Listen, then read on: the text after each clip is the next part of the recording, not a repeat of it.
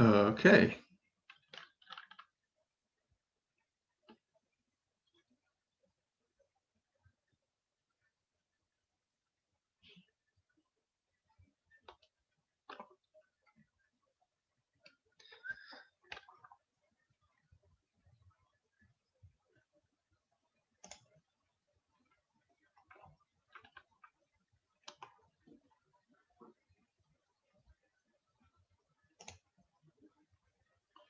Okay, looks like we're just about getting set up.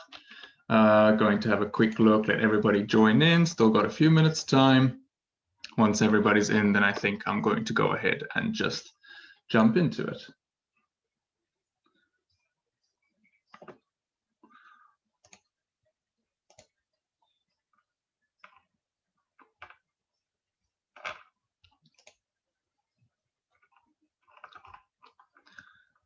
Okay.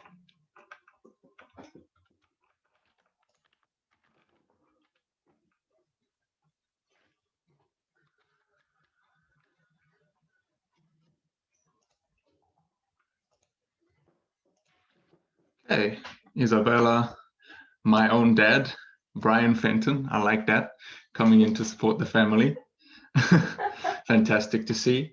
Okay, so I'm going to keep my eyes on the comments. Do keep in mind, though, that all of you are here already. There's a little bit of input lag when it comes to the live. So if I don't see your comment or your question or anything like that straight away, just know that it's because yeah, there's a little bit of input lag. I'll probably only see it a minute or so after you go ahead and type it. But for those of you who are here, I'm very happy to be welcoming you. This is one of the first webinars that I've done for Profilingua specifically, but I'm very much excited to be sharing it with you today. So everybody who's here already, got a couple of you already, going on 50, I like that. So the rest of you can just get comfortable, maybe grab a drink or something. You've got an hour with me. Hi, Patricia, looks like you've joined us as well. Okay, perfect. So I'm glad to see that the chat is working well and all that. And I will be going into it shortly. Don't want to keep everybody waiting.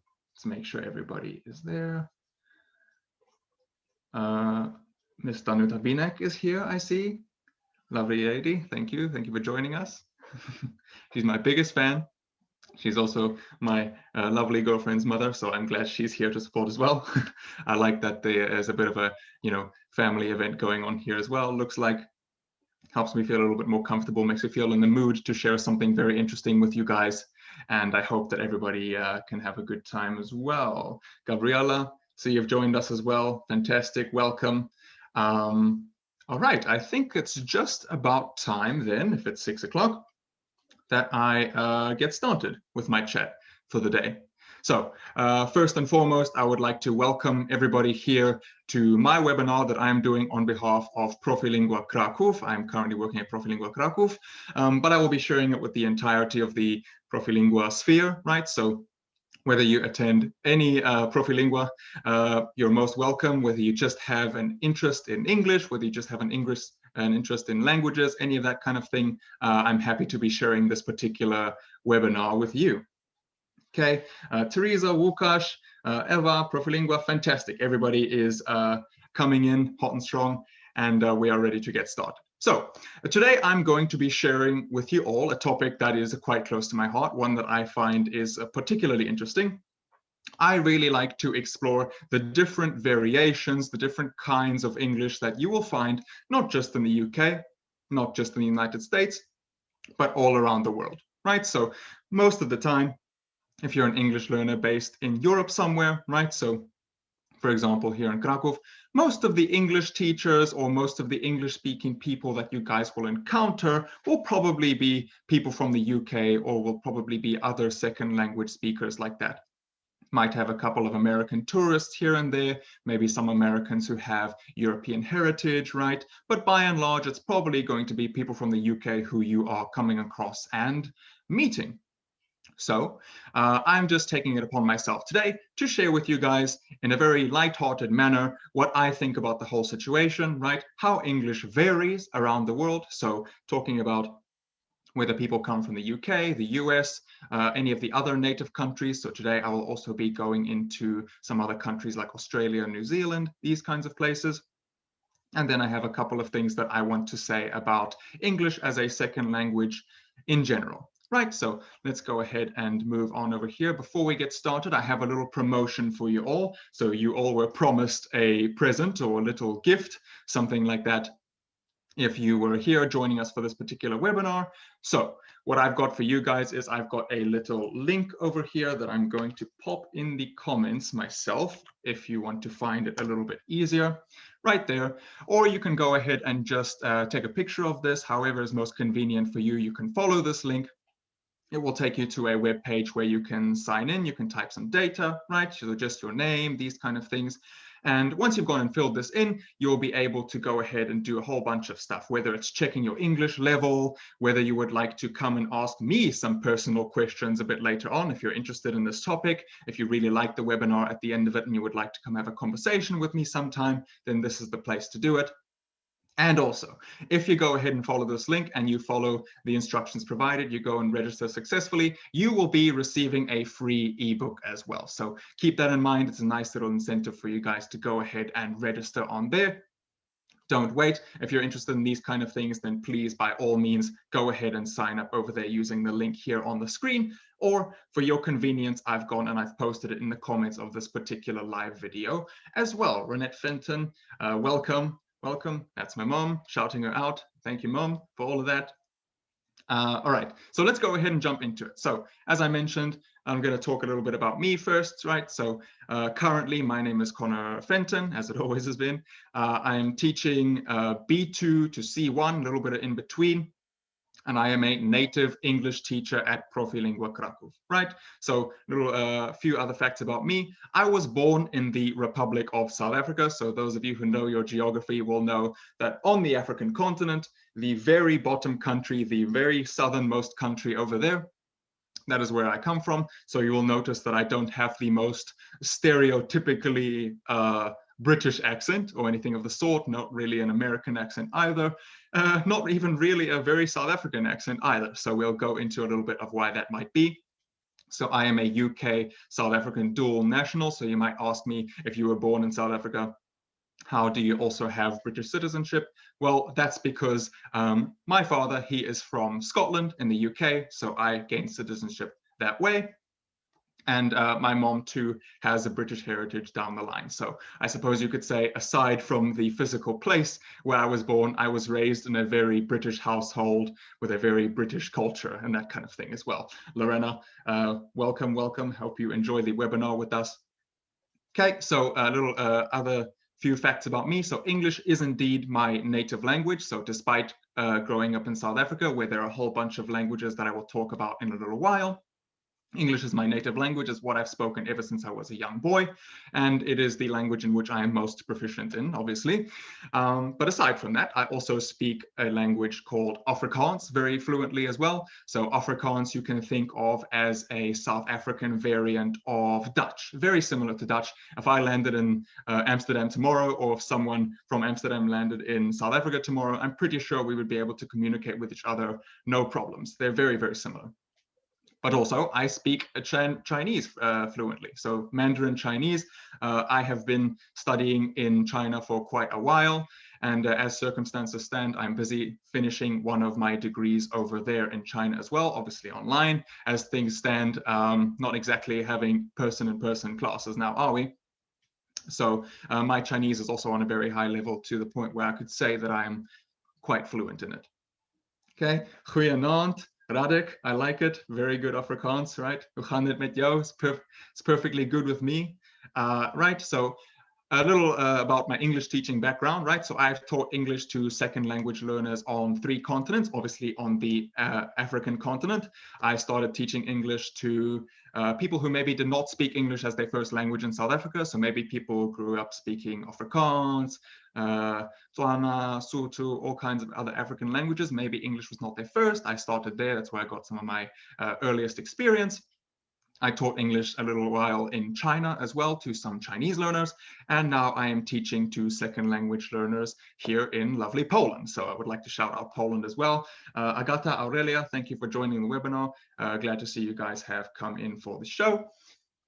So let's talk a little bit about the content, right? So the first few things I want to do is I'm just going to give you 1 or 2 facts about the English language, right? So I wouldn't be talking to you today about something that was not important at all. So I'm going to go ahead and drop a few facts about that, right? Then I'm going to take you through some variations of the English language within the United Kingdom itself, right? So we think English, we think England, we think the UK, right? The birthplace of the English language it was, so to speak. So we're going to have a look at whether or not there are a whole bunch of different kinds of English within the realm of the UK, and if there are small variations in things like words, accents, that kind of stuff.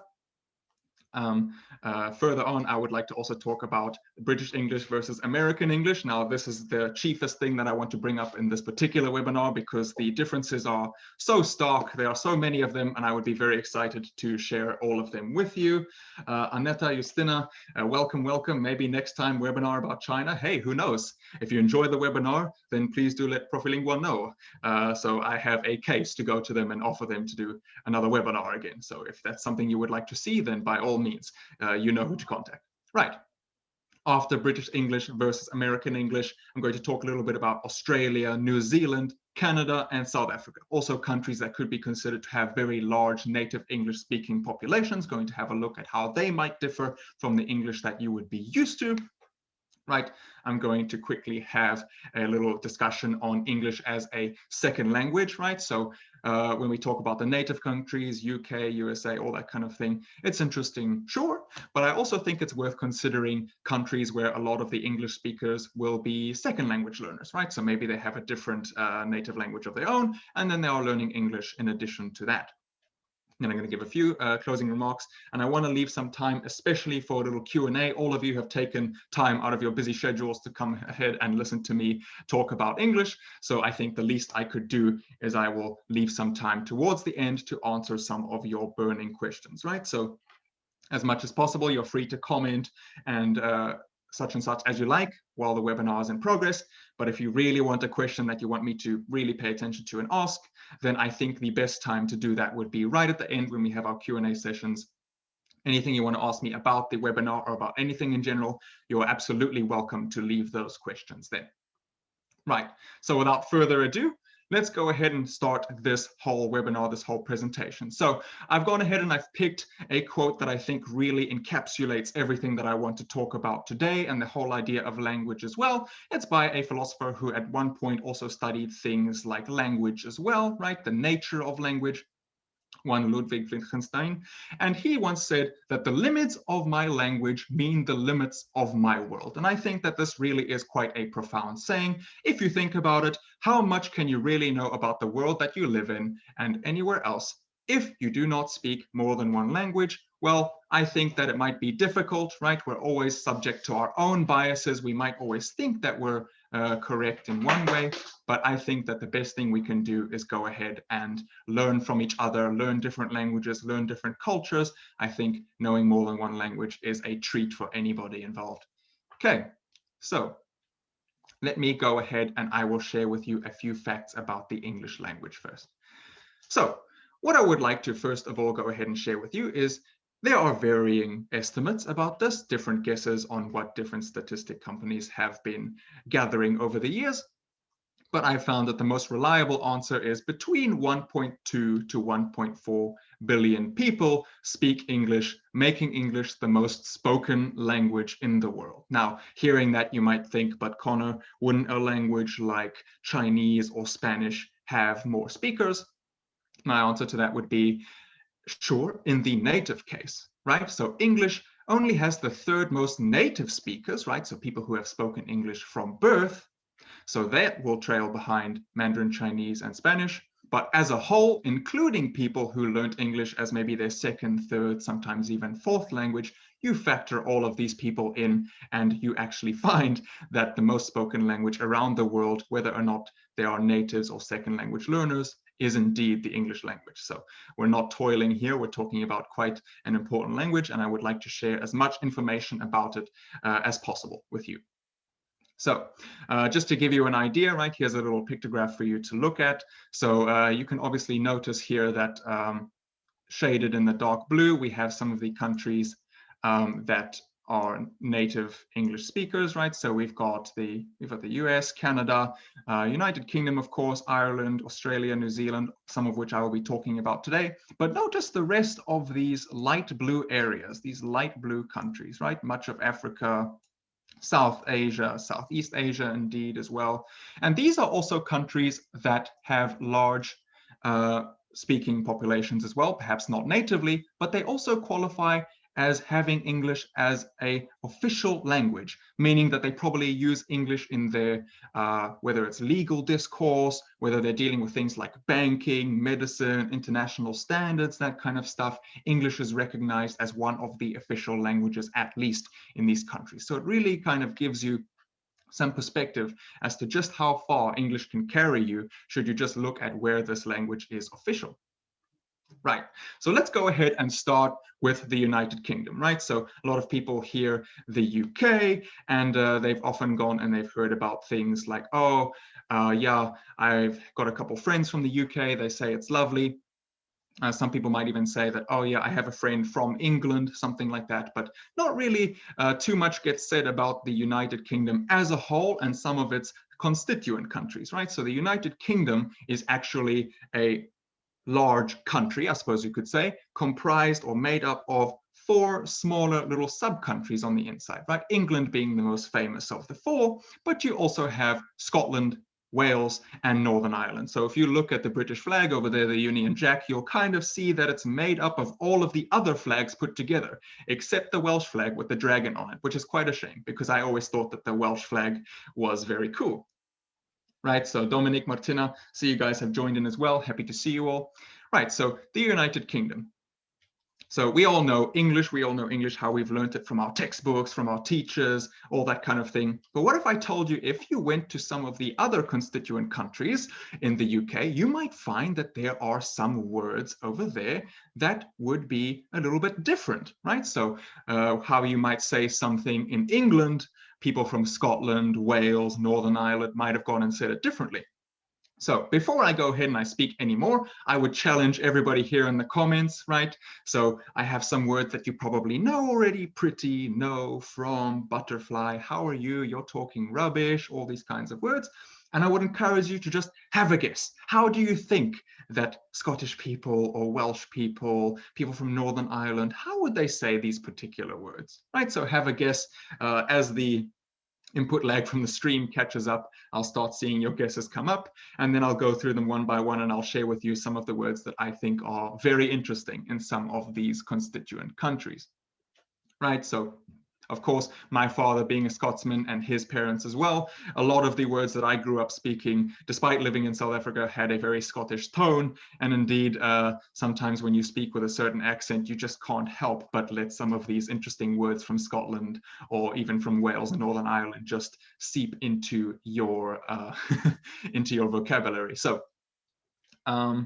right, we've got a couple of guesses coming up soon, right? So I see Monica over there. You guys are very good. Monica, Małgorzata, you've got pretty. And indeed, when we would say such a thing in Scottish, or indeed in how the people in Scotland would say it, they would say bonny, right? Or bonny, depending on how you would spell. So congratulations, I'm very impressed, right? So Monica, Małgorzata, you guys can give yourselves a pat on the back.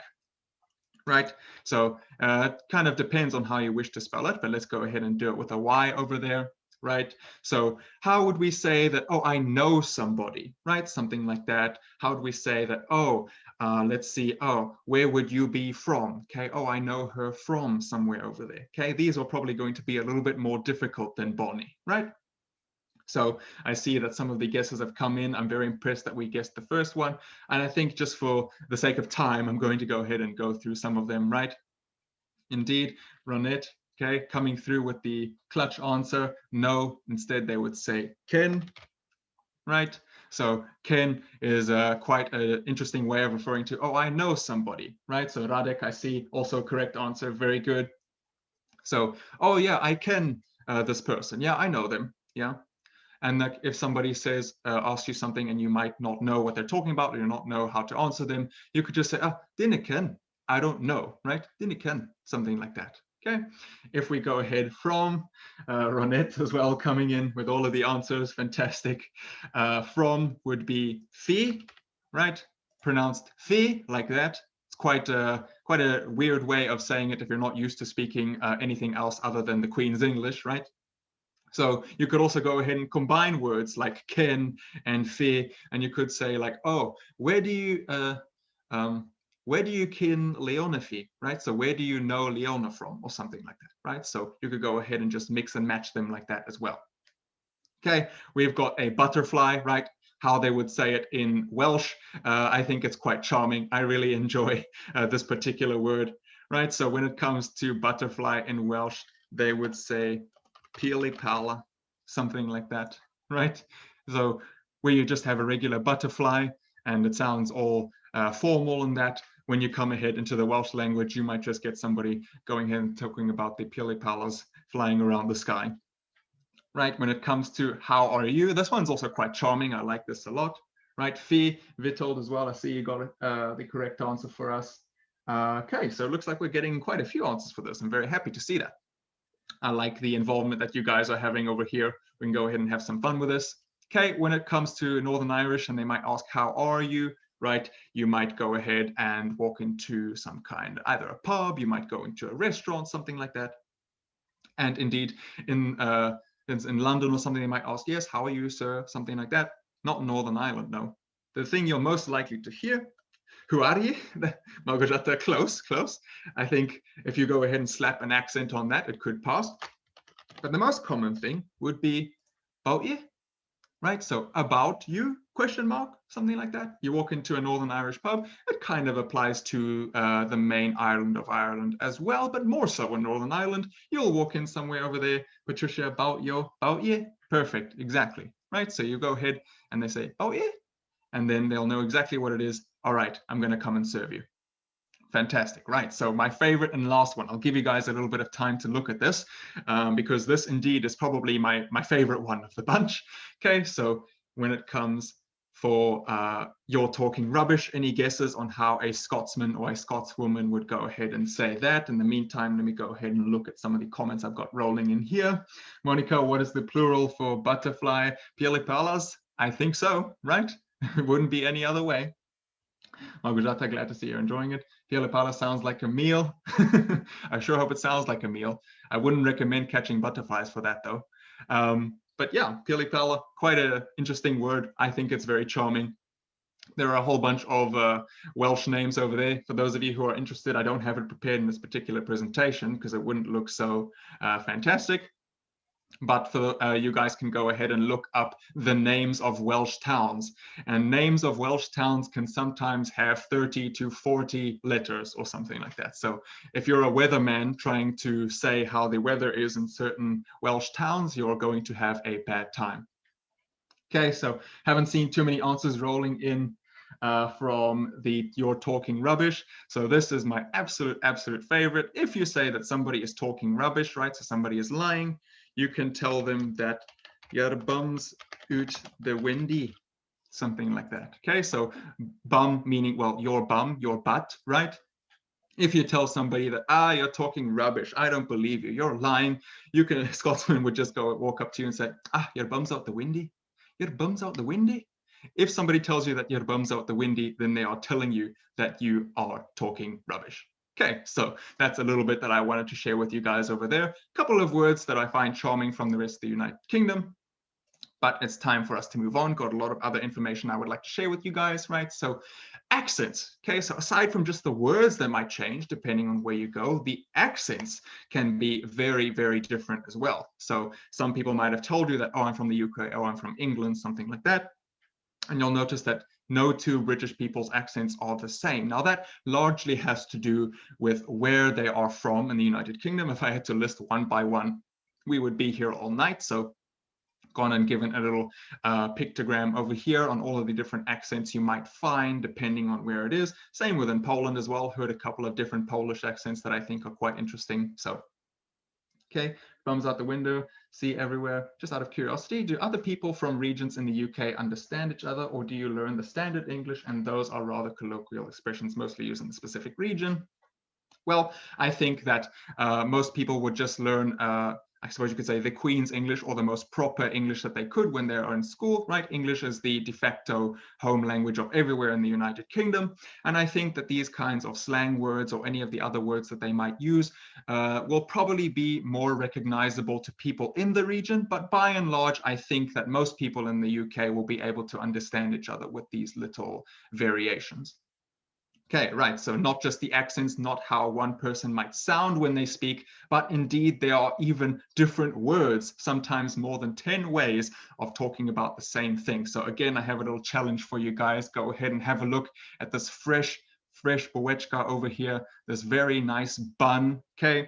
Now I would challenge you guys to think, how would a British person call this, right? What would they say this is, right? So we obviously have the bun, the humble bun that we all know, probably be the most classic and the most normal way of describing something like this. But what if I told you that there are upwards of 10 ways, depending on where you live in the United Kingdom, that they might call this, right? So we've got bun and Patricia, we've got Łukasz with roll, Milena as well, perfect. So we've got bun and roll, probably the most classic ones, right? I think you will be surprised to see that there are going to be a couple of different ones over here, right? We've got Radek with a scone as well, a roll. Fantastic. So I don't want to alarm you guys. Uwaga, uwaga. I'm going to jump over into all the different ways I can call it. Right. So this might be a bun, a bap, a bin lid, cob, softy, batch, balm, tea cake, or a muffin, right? Not the English muffins that you guys are thinking of from McDonald's, right? But depending on where you are, even this might be referred to as a muffin. Now, indeed, I've gone and I've typed maybe, how many is it? 9 over there. You could probably find 10 more of those if you traveled around and listened to people. And again, you would probably be able to mutually interpret these words depending on where you are, right? So if you go somewhere and you've called it a bun or a roll all your life, and somebody goes ahead, like, oh, you want to have a bun with some butter or something like that, right? You want to have like a little roll with some butter on it. Indeed, people will pretty much understand what you're saying, right? So just in passing through your lifetime, you will have learned all of these different words over here, right? So quite a couple. Okay, some of them are even quite amusing. Bap, for example, a bin lid, right? So a lid of the bin. Not the most charming way of describing them, but hey, whatever works. Okay, so we're going on the halfway mark, so I think it's time to jump into the meat and potatoes of the presentation, right? So the thickest, most interesting parts, right? I love the United Kingdom, but what chiefly interests me and what I've been encountering throughout most of my life is the huge, huge differences between British English and American English. Right, so I want to go ahead and share with you some of the idiosyncrasies, some of the small little differences and weird parts of these languages and how they might differ. Okay, so looks like we've got a couple more comments over here. Bin lid, yes, Milena, it's quite hilarious. And indeed, whenever I hear somebody from the UK who goes and describes them as that, I have to take a step back and I'm like, okay, whoa, bin lid, all right. Okay, guys, so let's go ahead and have a look at it. I have another challenge yet again for you, right? So let's get those brains moving. And I want you to go ahead and have a look at these sentences. So if you are finished using something and you need to throw it away, you would put it in the, and go ahead, let your comments roll, whatever you think would be best over there. Next one, we have sometimes when we have a cup of tea or coffee, we would like to have a something with it, right? So the pictures are there for your guidance. Let me go ahead and move myself out the way. There you go. You can see the pictures a bit more clearly. Okay, and then the last one, of course, shout out Poland. Robert Lewandowski is a world famous Polish what player?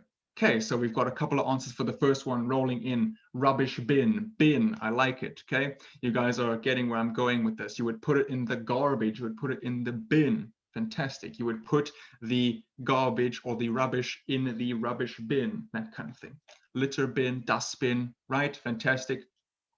Let's go ahead and look at this one, right? So when it comes to this first picture over here, depending on whether you are American or you are British, right? If you are British, you might say that you would put it in the bin or the rubbish bin, something like that. Some variation of bin, probably, right? But if you were American, you would probably put it in the trash or in the trash can, something like that.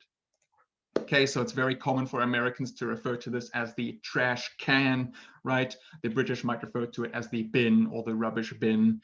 And in British, indeed, you could probably even say, oh, bin it, right? As a verb, bin it, put it in the bin, something like that, right? You wouldn't really say trash it, not really as often used, okay? So I see you guys have caught on to the game as well. When we move on to the next one, when we talk about the tea and the coffee, we would probably have a cookie in America, whereas we might have a biscuit in Britain. Fantastic, right?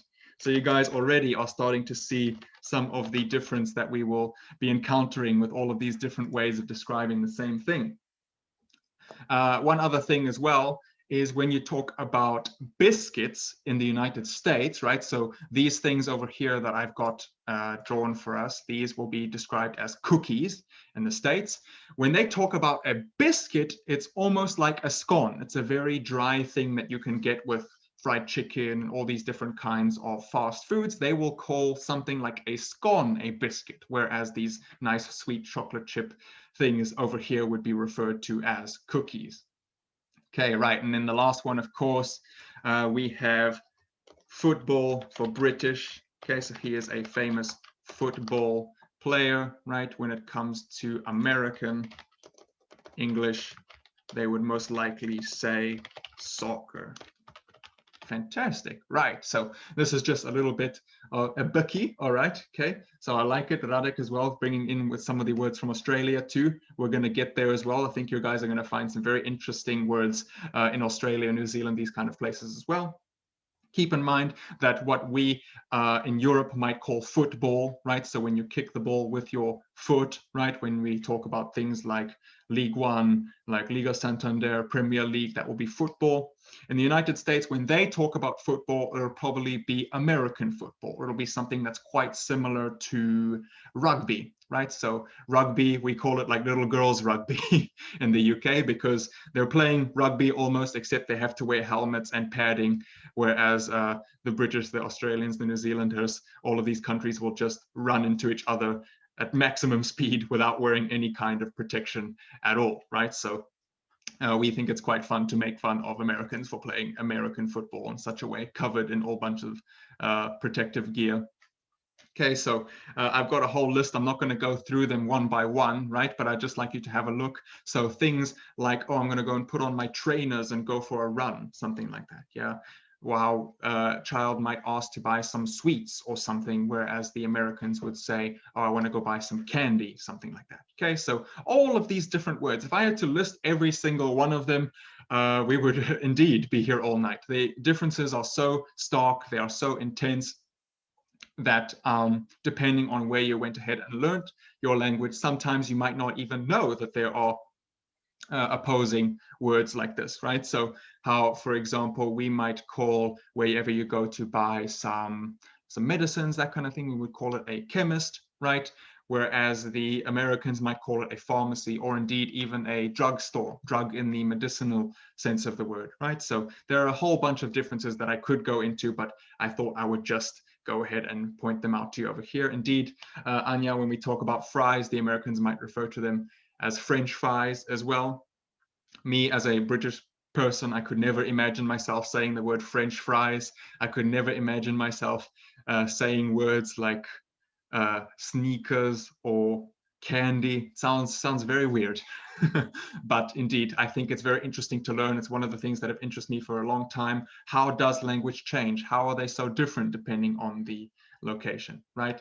Radek as well with crisps and chips. I like it. Okay, so chips as we know it in in British would be described, or let's say the chips that you would eat with a hot meal, something like that, with a burger, right? Those would be fries in American. But when you talk about crisps, then you're talking about those flat little potato prepared things that you eat, very salty when you have a beer or, you know, something to eat with that.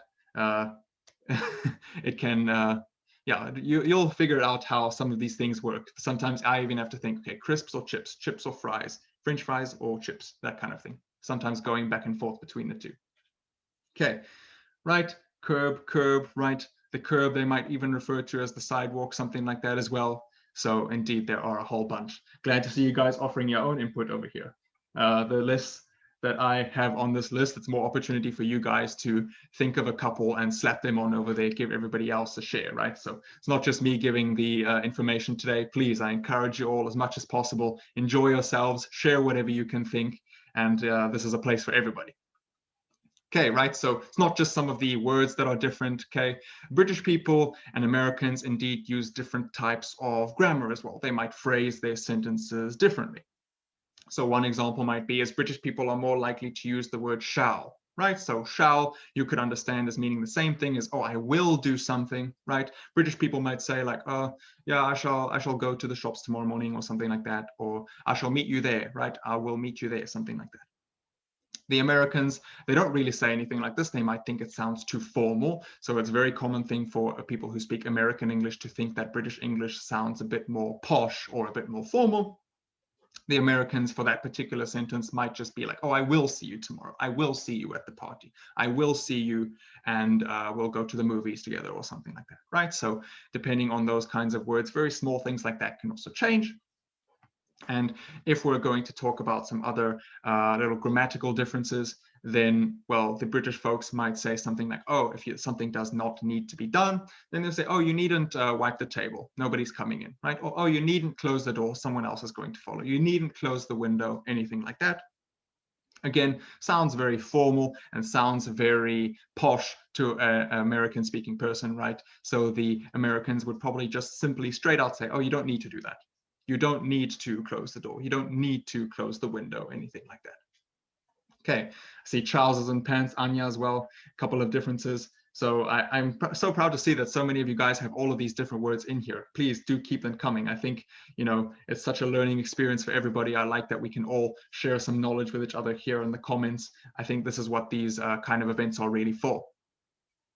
Okay, right, so not just the particular words we use or the grammar, even the spelling is different, right? So those of you who have ever gone ahead and just bought an English language computer and you wanted to type in your British English and you just wanted to make sure that everything was spelled correctly, right? We've all had some drama with autocorrect in the past, wanting to autocorrect us to the United States spelling of stuff, right? So words like color, favorite, honor, these kinds of words that have OU in them.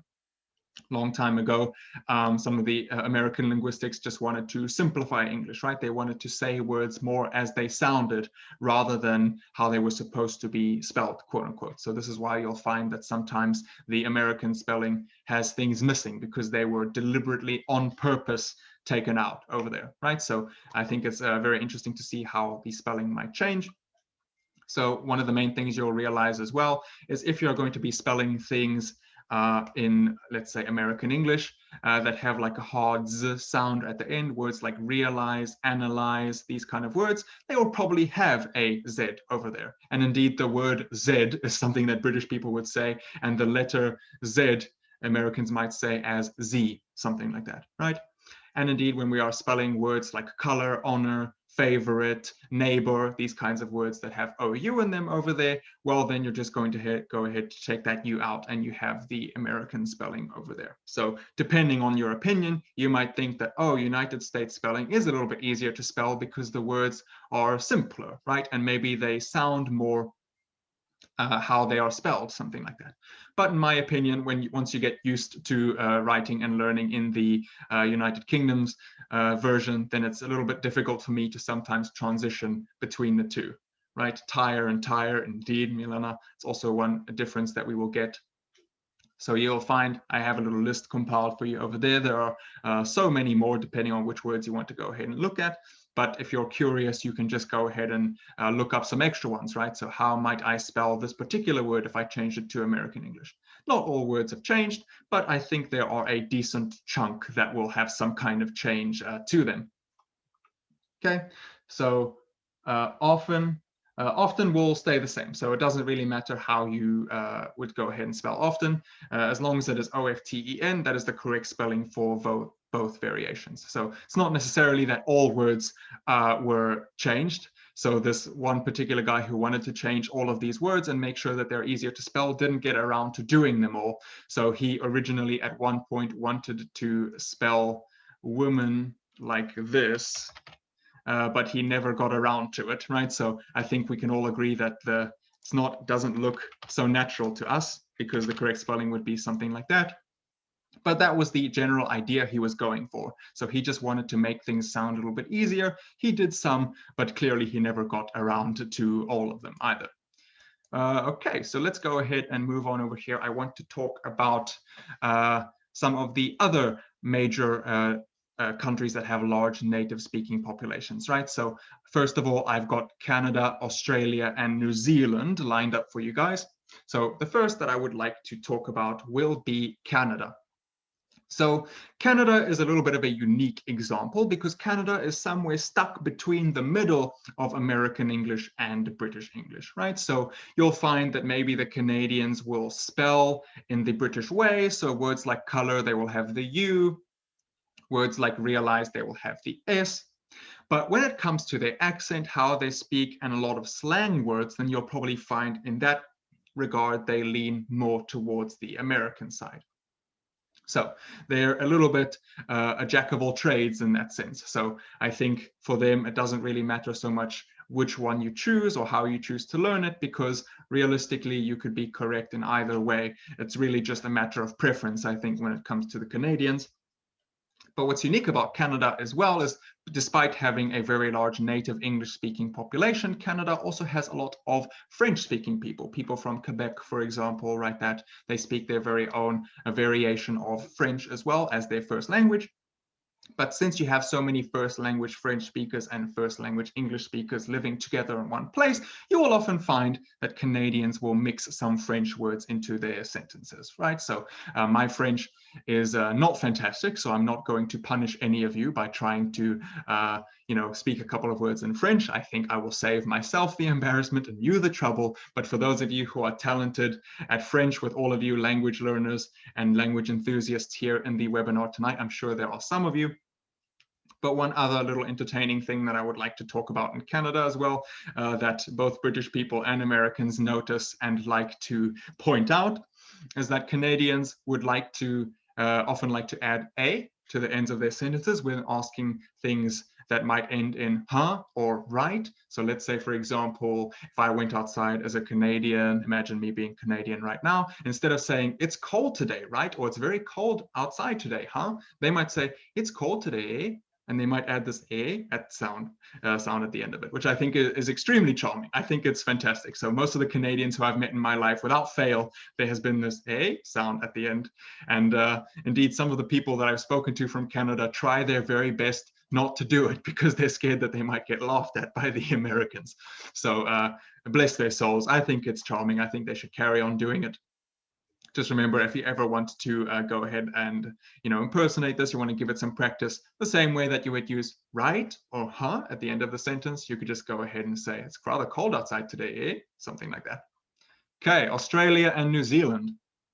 Now, Australians and New Zealanders have very strong accents, okay? So, for example, in words like how we would say a mobile phone, they would probably say something like mobile, right? Mobile. Something like that. You'll find that the vowels become a lot longer, that kind of thing. Or words that we might say as dance might be dance, right? I'm going outside to dance, something like that. Okay, so forgive me, my accents are not that fantastic, but I think I get my message across. And here we go, right? So it sounds okay. I'm glad that I can present to you some form of authentic accents here today. I think it carries across my message a lot better.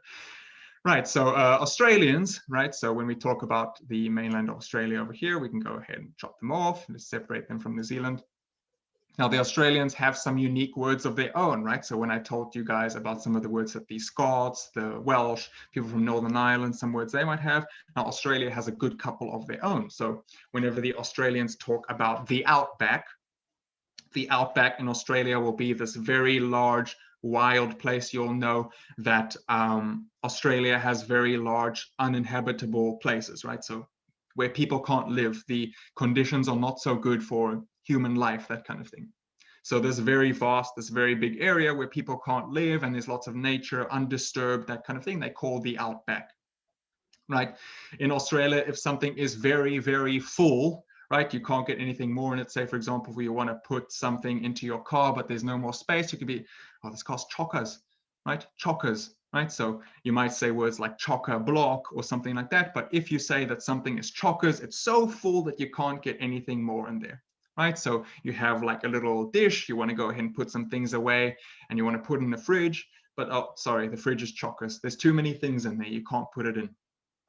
Or indeed, one of my favorites is a koozie, right? So I went and I had to dig up a photo just for convenience sake, but you know how it is down under in Australia, some of our southern hemisphere countries, they can get rather hot, okay? So on a hot day, you have a beer or a cold drink or something like that, and you would like to keep it cold, then you have a little sleeve that you can go ahead and pop it in, and you have got a koozie, right? So this koozie, you go ahead and put your can, your beer, whatever in it, and it's made in such a way that it keeps the coldness in. So even if you leave your beer there in the scorching sun, this koozie of yours is going to make sure that your beer or whatever it is that you're drinking does not get cold.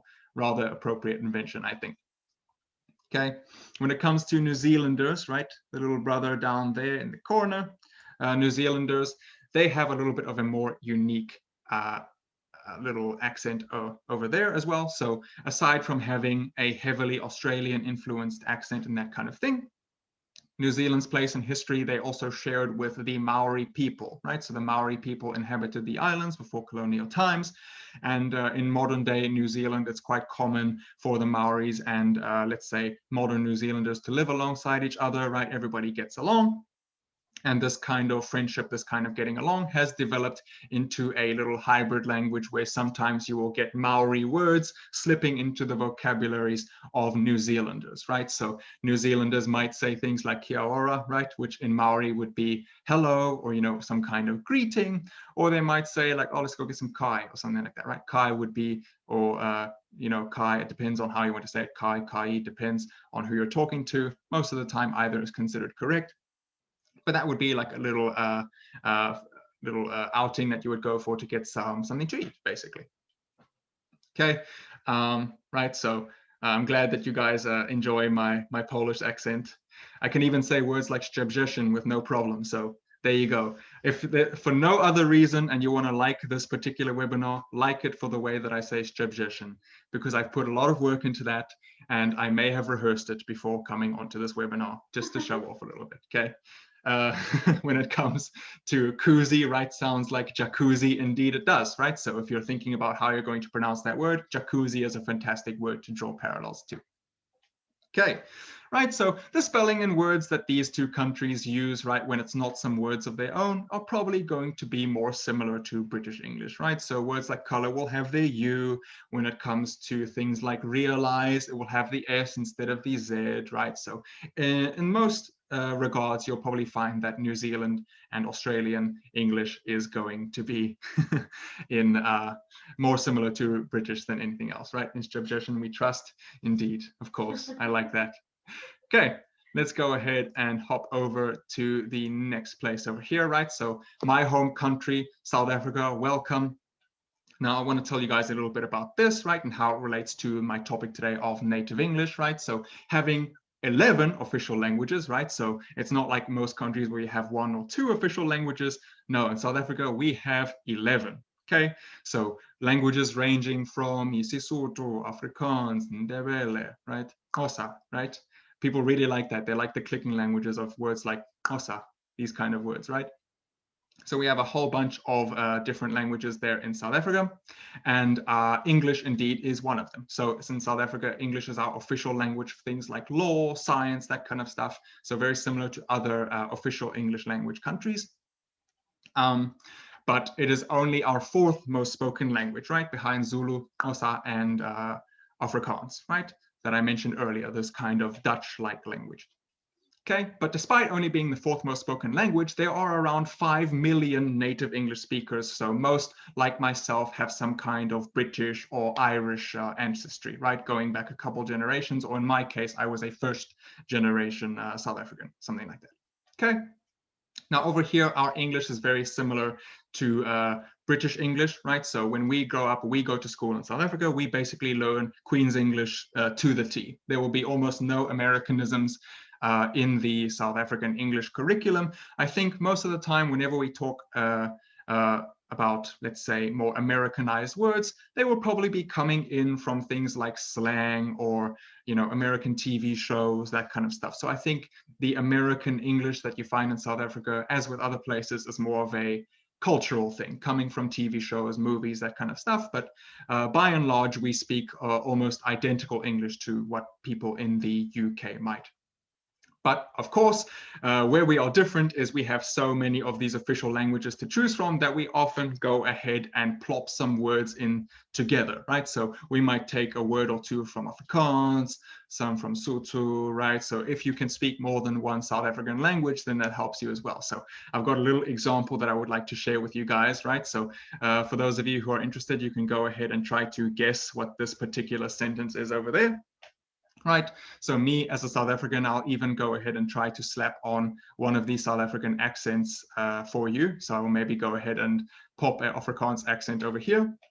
And I might say, yeah, so go put on your tekkies and then we'll hop in the bakkie to visit the Gogo shop, something like that. Right now, feels like I'm a different person. Doesn't feel like I've been giving a whole lecture on native English speakers for a while, right? But here we are. So here we have a whole sentence that indeed is English, and it just has a couple of different words pulled from the languages around it and put in there, right? So Radek has gone and guessed the first thing, right? When we have tekkies, it means the same thing as sneakers or trainers, that kind of thing, right? So those will be things like running shoes especially, but the sneaker variety as well will be. Okay, I think the others will be a little bit harder to guess, right? Gogo. Gogo means grandma as well, right? Fantastic, very good. And then we have words like ja. So ja is just yes, very similar to German, to Dutch, these kind of languages, right? So yes, go put on your sneakers, go put on your trainers, and we will hop in the bakkie, right? So if we have bakkie, then it is probably going to be a little pickup truck, right? Or you don't really get them too often in Europe, I've noticed, but it's basically a hatchback, right? So you've got a car with two seats at the front, and then you've got like a flat piece at the back of the car where you can put things in if you're going to transport them somewhere over there, right? So that is what we would call a bakkie, and what the rest of the world might call a pickup truck or something like that. Okay, right. So seems like everybody is enjoying baie goed. Jy het dit voorgelees, right? So very good that I've gone and learned it beforehand, that kind of thing. I've gone and done some good preparation. Fantastic. Thanks, Radek. Very good Afrikaans, I see as well. Gogo, quite funny. And Mark, Sweet Mabru, indeed. Like very nice, very cool. Okay, so that's just a little bit about South Africa that I wanted to share with you guys. So the last thing that I would like to go ahead and talk about is English as a second language, right? So I've talked about some of the countries that have very, very large English-speaking populations, right? Native English-speaking populations. But English right now is what we call the world's lingua franca, right? So it's basically the international standard for things like business, science, medicine, radio, diplomacy, seafair. Obviously, things like medicine, biology might have some Latin influence as well. But by and large, if you're going to international courts, you know, you're going to the UN, that kind of thing, by and large, people are probably going to be speaking English whenever they're handling something that is global, right? That involves the whole world. Okay, so I would like you guys to have a guess. Gone and left a word out over there, but can you guys guess what percentage of people speak English on the European continent? It's a very encouraging number. I was very happy to hear this, right? So if you were to imagine, right, you can include the UK and Ireland as well, who obviously are the native speakers, but just try to have a rough guess of how many people in Europe as a percentage speak English, right? So it doesn't have to be their native language, but just speak English well enough to have a conversation. So you guys go ahead and guess that. Come back to that in a little bit after the input lag has caught up, right? So one of the few languages in the world that have more second language speakers than native, right? So that's quite unique about English, is that most people, the majority of people on the entire planet who can speak English are actually not natives. You have more people who can speak English, that speak it as their second language, that maybe they learned at some point throughout their life, than there are actual native speakers of English, which I think is quite something, right? Kind of speaks to how many people are interested in English, how many people would like to learn it, what they think it could mean for their futures and such. Okay, right, so it's also the language that grows the fastest around the world, right? So as we know, all languages grow through things like slang, and if you're going to go ahead, as I did in the previous slide, I put some words from my other South African languages in there, and because there are so many English speakers around the world, and a lot of them who are second language learners, you oftentimes have English evolving, taking in words from all different kinds of languages as well, which I think is quite interesting. Okay, so some of the guesses have come in, right? So we've got a 70% here, a 40, 65, 45, 50, right? So when I was doing my research, the most reliable information I could get is we have about 13% who can speak English natively. So that will mostly be your Ireland and your UK, but an astonishing 38% of people on the European continent can speak English well enough to have a conversation outside of the natives, right? So you go ahead and pop these together and voila, you have more than 50% of people, let's call it 51% of people, who can speak English well enough to have a conversation on the European continent. Now, I don't know about you guys, but I find that absolutely fantastic. There's not very many times in history when people would be able to communicate with each other like that, and I really think it is something quite beautiful. So I'm going to hand over the prize, that is, to Milena over there with the closest guess. She gave us a 50% over there. So if you would like your prize, you can remember that little link over there where we could go ahead and sign up earlier. Okay, so it's also not uncommon to find English words in other languages around the world, right? So in my travels and some of the places that I've been to, right, including Poland, in fact, I find a lot of English words woven into the home language of that country, which I think is quite fantastic, right? So one of my favorite things in Poland is when people are, they're leaving, right? They're saying goodbye, and they might say, jesteśmy w inteatrzu. That is my favorite. We will be in touch, inside touch. It's fantastic. It's probably the most charming thing I've ever heard. I love it. I absolutely love that. It's my favorite line ever, right? In Poland, other words might be things like super or something like that, right? I really enjoy that a whole bunch. Okay, whenever we go to places like Japan, right, we might find them talking about their computer, right? If you're going to go ahead, you need to do something on your computer, computer. Right? If you're going to go ahead and you need to go to McDonald's, McDonald's, something like that. Yeah. And then indeed, when I was living in China, I was living in Shanghai for a time, they would kind of just speak Chinese and then randomly throw an English word in there. It doesn't matter which English word, there would just be one inside there, something like that. Okay, so that would be something like, 那确实那非常好那你觉得它非常的 special, you know, and they'll just throw like a random English word in there, which I think is fantastic, right? So it really does show you the kind of effect that English has had around the world, and indeed not just in these majority native speaking English countries as well, but I think that just around the world, wherever you go, there will always be some kind of fantastic experience you can have with the English language. And honestly, that's why I do what I do. That's why I like to come and share these kind of things with you guys. So let me go ahead and move on over here. Okay, so I also wanted to give a quick shout out to Poland, who is ranked very high on the English proficiency levels, right? So if we go ahead, a lot of Northern Europe, we've got our Germany, Poland, the Nordic countries, right? Denmark, Sweden, Norway, these kind of countries, you know, they are very proficient in English. I think I read somewhere that the Swedes in particular are phenomenally good at English, right? Because they probably just learn it to travel anywhere else, right? Nobody else speaks Swedish really anyway. So I find that the Swedish have very high levels of English proficiency. But I will say, I've been surprised. I've been very pleasantly surprised here in Poland, right? My Polish, as pidgin as it might be, and as you know, I am trying to improve it and that kind of thing. Sometimes I do need to just switch over to English to try and save my life, and people here have been fantastic. They've been accommodating, and the English has always way gone ahead and surpassed my expectations. So shout out Poland. The English over here is quite phenomenal, and I'm very proud to live in a country that puts so much effort into these kind of things, and it really does make my job as an English teacher here more rewarding. Okay, so the last couple of things that I would like to say about my topic, since we don't really have so much time, is well, English is more than just a nice addition to the CV, right? So in my years of teaching English, one of the most common answers to the question, why do you learn English, have been, oh, it's for work. Oh, I want to put it on my CV or something like that. Classic answer, and one that I think is absolutely worth credit. I think it is a very good reason to be learning English. But I think more and deeper than that, well, English, you can't, really grasp the fact that you can just go to a whole bunch of different countries. So not just the countries that I mentioned, the UK, US, Australia, New Zealand, all of these native English countries. But it also really helps you connect with the rest of the world as well, right? So you don't really have very many countries in Europe aside from the UK and Ireland who could speak English. But hey, decent English will be able to carry you almost the whole way around Europe, right? When you go to places like Southeast Asia, the Americas, right? And just more and more all throughout Africa as well.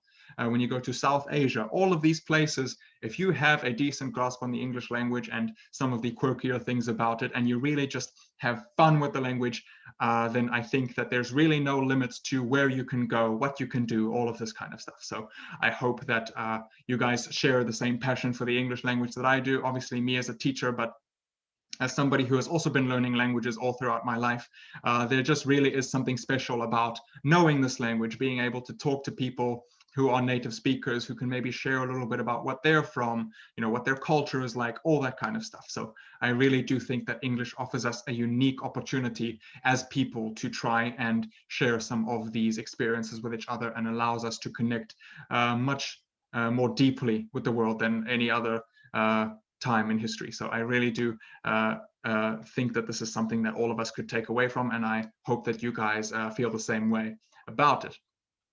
Okay, so just one last reminder before I go ahead and jump into our Q&A. So guys, again, if you are interested either with coming and having a private chat with me, or whether you would like to just go ahead, get your free ebook, or you want to learn a little bit more about English, maybe you're not yet a student of Profilingua or anything like that, maybe you want to check your level, right? Maybe you feel like, hey, I'm kind of interested in English right now. You want to see where you're at so you can kind of plan ahead. So you can do all that and more after you have registered over there. Link on the screen, or once again, the link over there in the comment section that I've gone and typed for you. You'll find it over there. It'll be easily accessible. You can just pop that into your browser. It'll take you to where you need to go. And yeah, it's the last time I'm going to plug that, but indeed, I highly recommend it. I think it's a fantastic opportunity, and please do go ahead and grab hold of that. So I'm going to quickly open with the Scottish part. So Monica, you missed the Scottish part. What a pity, but lucky for you, no need to worry. As soon as this live event is over, the recording will be available for you to watch right here on the Profilingua main Facebook page, and you'll be able to watch it as your leisure. You can pause then, all that kind of stuff. So it'll basically be as if a video was uploaded when the live stream is finished. So you have no need to worry. As for everybody else, the Q&A section is alive and well. So of course, there is maybe a couple seconds of input lag. So your question might not come through right away, but as soon as I see it, I'm going to go ahead and answer your questions. So please, guys, if you have any questions either about the English language, if you're curious, anything that I talked about today, about me, about Profilingua, anything is absolutely welcome. So please do go ahead and drop your questions over there. It is 7 o'clock, but I will go ahead and add some extra time on there. You guys have been a fantastic crowd, very involved. So I think I owe it to you guys to give you a very fulfilling question and answer section, right? So any of you guys have any burning questions that you would like to ask, now is the time to do it. Okay, right, so that's great news, super, yes, indeed. So for those of you who are interested, maybe you missed a couple parts, maybe you only joined us halfway through, something like that, you will be able to find this particular video. It will be saved as an hour-long video here on Profilingua's Facebook page, right? And you can just go ahead, watch it at your leisure, watch it over and over if you would like. And okay, it looks like some of the questions are coming through. So Radek asks, why have you come to Poland? My girlfriend, who is sitting across from me right now, is celebrating. I am here visiting originally. My girlfriend, she is Polish. Her name is Barbara. And the original plan, indeed, there she is popping into the chat right now. So I came to Poland to visit her initially. Because I was on holiday from finishing the last little bit of my degree in China. And we all know what happened towards the beginning of last year. And it so happened then that my Chinese university said, listen, we're going to give you online classes. It's not super safe to travel around now. You study online and you can basically do whatever you want as long as you come to your classes, all that kind of stuff. Right. And, you know, living here in Poland for a little while really made me fall in love with the place. And, you know, I decided, hey, why don't I just live the Polish life for a little bit. Right. And I'm so glad I did. Everything that's happened since I've arrived has been fantastic. The people I've met, the food I've got to try, all of that good stuff. It really has made such a huge impact on my life. I'm glad I'm here, and I'm glad to be sharing my experiences with all of you guys over here. Love is in the air playing softly in the background. Indeed, quite. That's just how it is, you know. So yes, when it came to that particular question, I am just here originally to visit my girlfriend, and yeah, now I'm here. Aurelia says that I thought he came for the kielbasa and cebula. Listen, oi, people make fun of me, you know, because I like eating raw onions and that on sandwiches, right? Raw onions on sandwich is probably one of the nicest things you can put on there, right? And everybody likes to make fun of me of that. I like Poland's food especially because I really like meaty stuff, potatoey stuff, and like oniony stuff, root vegetables, right? Tell me that Poland is not the most perfect place in the world for somebody who loves that kind of food like me. I don't think there's any argument to be made. Okay, so Christoph asks, which of the English variations is the hardest for non-native speakers, in my opinion? Right, so I think this depends, first of all, on where you learned your English, right? So for the sake of argument, let's assume that it is for a European learner, somebody who learned English in Europe. So I think then that British English is not so difficult to pick up because there are not so many differences that you might find in a place like Australia, New Zealand, like South African English or something like that. So I would say that British is probably the easiest variation to learn because I think British people speak very clearly. They enunciate, or at least most of them do, depending if they don't have one of the funnier accents that I mentioned earlier.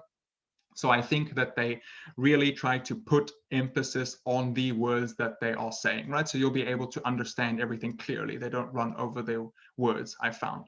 So I think from a purely spoken perspective, I think that English would probably be the easiest to learn. The hardest would probably be something like Australian English or something like, I think Canadian might be difficult as well because they will be between the British and the American variants. There will be somewhere in between. Sometimes you're not sure, should I use the British version for this or the American version for this? So for the most difficult, I'd probably say Canadian or Australian. Okay, right. So the Antwoord is deaf side.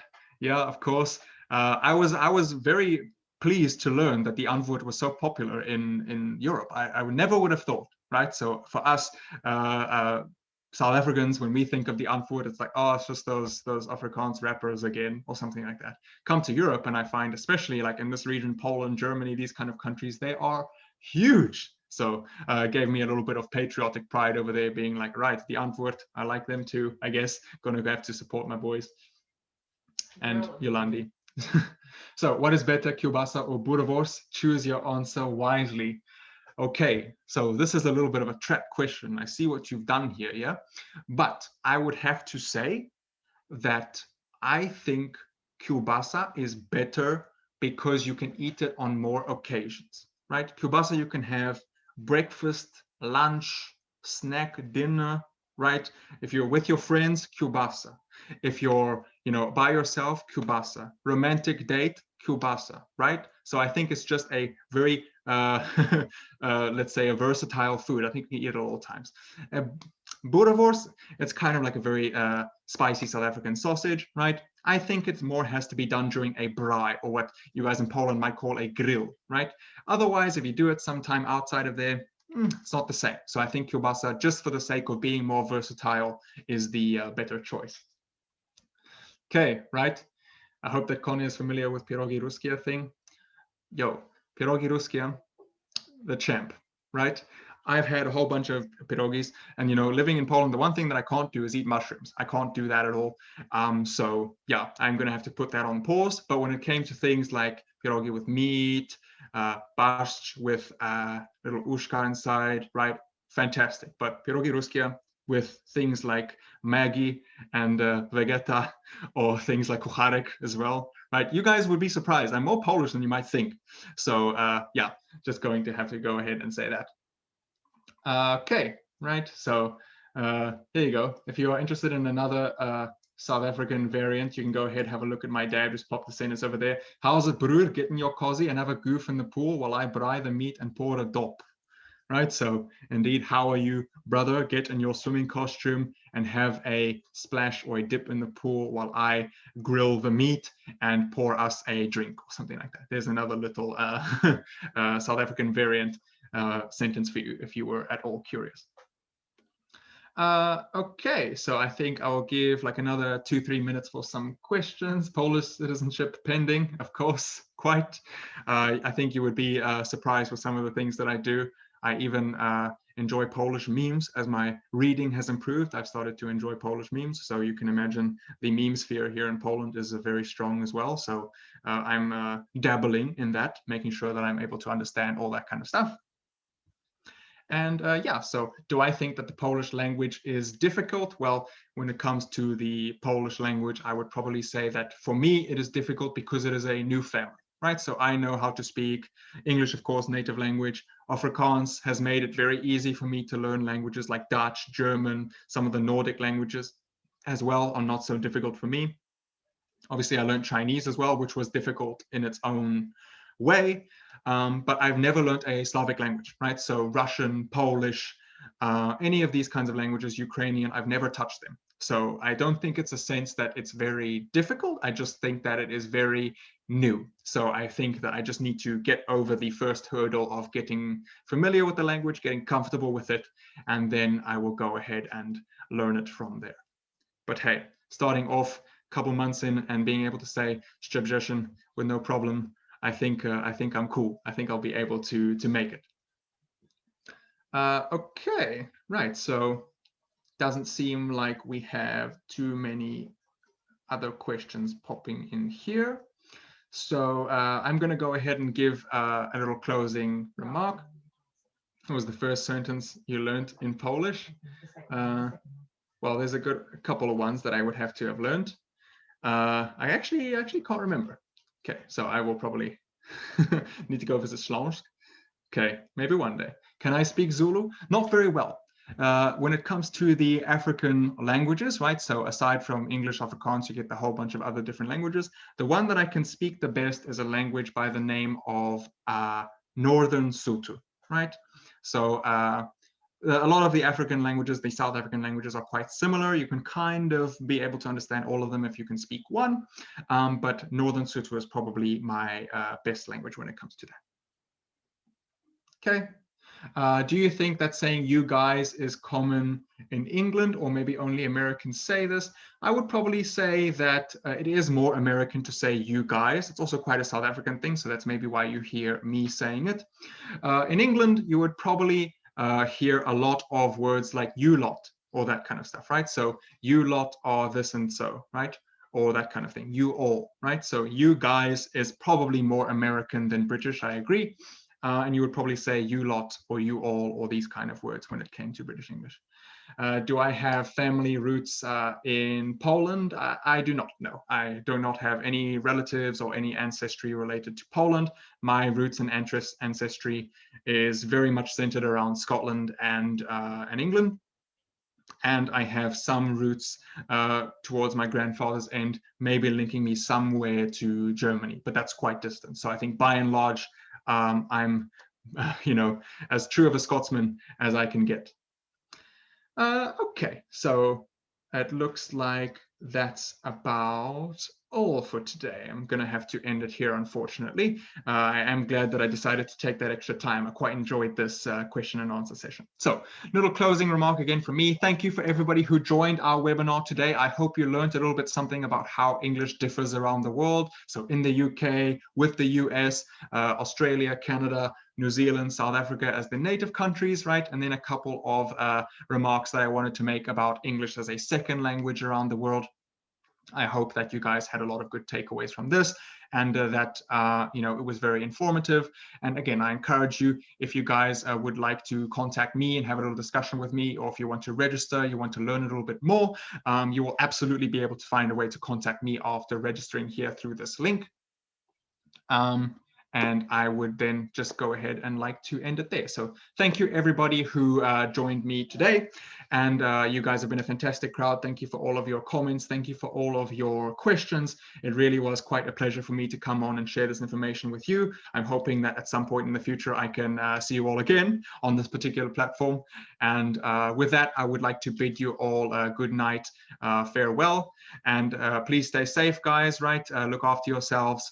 And thank you for such a fantastic webinar. I hope you guys all enjoyed, and I will see you guys next time, I believe. So thank you for everybody for coming. Good night.